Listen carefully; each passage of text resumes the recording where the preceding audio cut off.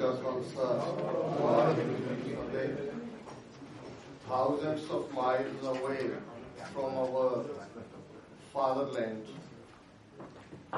In this Rayburn building, 4 years ago, the founding of U.S. Congressional Sikh Caucus showed the way. That was the time when 30 million Sikh nation was feeling that on one hand in Canada, we have a political voice. In UK, we are marching ahead. But in the United States, in spite of the fact that in the 1950s, Dalip Singh Sandh was the first congressman, three-term congressman, who was in US Congress, we have not been able to be in the political system.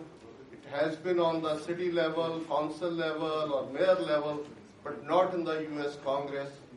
But it is a proud moment for us that today, after 4 years, there are 50 plus congressmen who are part of the US Congressional Sikh Caucus.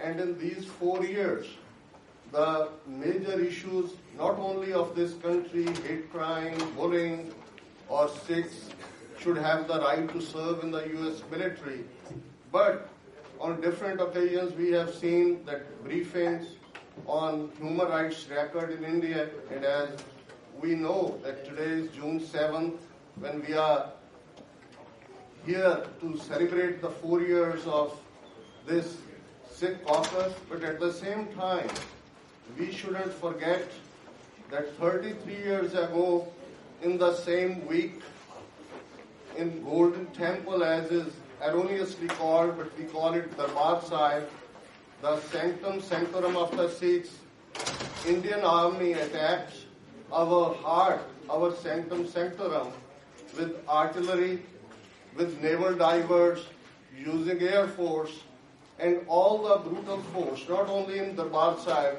but 37 Sikh historical shrines were attacked on the night of June 3rd. Thousands were killed. And that policy of the government is continuing in these 33 years as well. As we know what is happening in India today in the name of one ideology, which was of the Nazi patron in the 1930s. The minorities in India, they may be Sikhs, Christians, Muslims, Dalits, tribals. They all are suffering, and we can see the reports of United States Commission on International Religious Freedom, Amnesty International, Human Rights Watch, that what is happening there. It's true, and very famous quote of Martin Luther King is that injustice anywhere is the threat to justice everywhere.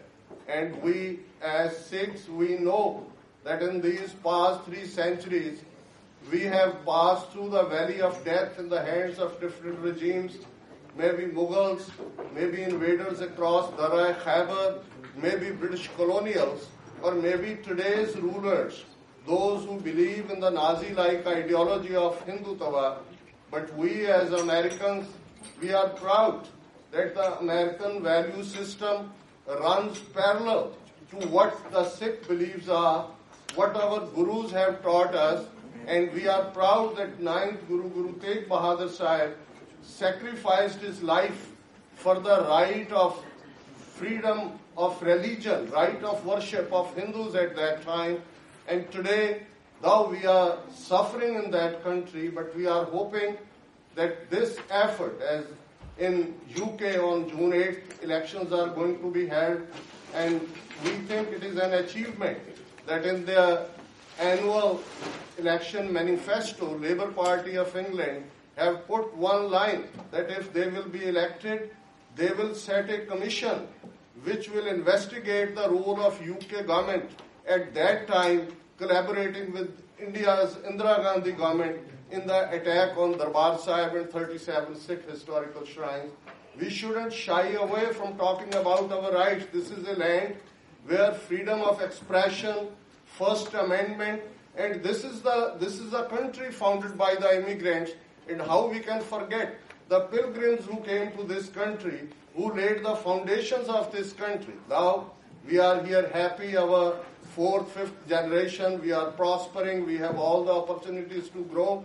But we always, in our prayers, we always keep our brothers and sisters in our fatherland who are under that kind of ideology being ruled there, that they don't have their basic freedoms. I want to congratulate friends of U.S. Congressional Sikh Caucus for organizing this reception, as well as a very good briefing, as it is for the first time that United Nations Under Secretary General, he was one of them, and he is a special advisor on prevention of genocide as well, that he talked about, Dr. Chima mentioned, and from the Holocaust Museum, the speaker mentioned that how we need to do something so that there are no genocides in future. And I'll conclude by saying that after the Second World War, what during the Second World War in the 1930s, Nazis did to Jews, to Gypsies, to others,